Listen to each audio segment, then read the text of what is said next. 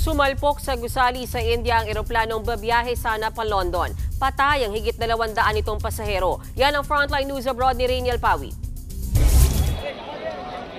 Nagliliyab ang gusaling ito malapit sa airport sa Ahmedabad, India. Sumalpok kasi rito bandang alauna kaninang hapon ang pampaserong eroplano ng Air India na Boeing 7878 Dreamliner. Kita rin ang bahaging ito ng eroplano na na-stuck sa gusali. Tulong-tulong naman ang mga bumbero sa pag-apula ng apoy. Sa lakas ng impact, nawasak ang ilang bahagi ng gusali na isang doctor's hostel. Nabalot din na makapal na usok ang lugar. May mga nasunog din na katawan na na-recover ng rescuers. Nakuha rin ang ilang maleta mula sa bumagsak na eroplano. Nagkalat din ang ilang debris at mga gamit na posibleng galing din sa Boeing plane.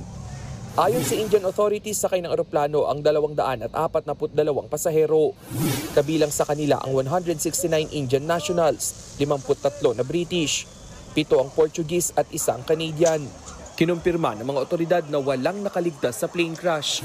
Papunta sana ang eroplano sa Gatwick Airport sa London mula sa Ahmedabad Airport. Bandang 1:39 ng hapon kanina ito lumipad.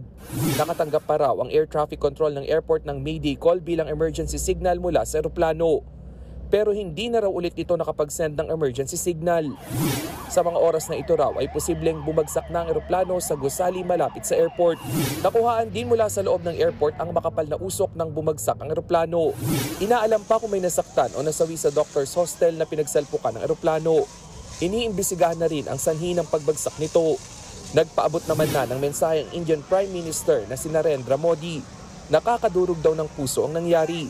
Nakikipagtulungan na raw siya sa mga otoridad na nakatutok ngayon sa mga biktima ng trahedya. Nagbabalita mula sa Frontline, Rainiel Pawid, News 5.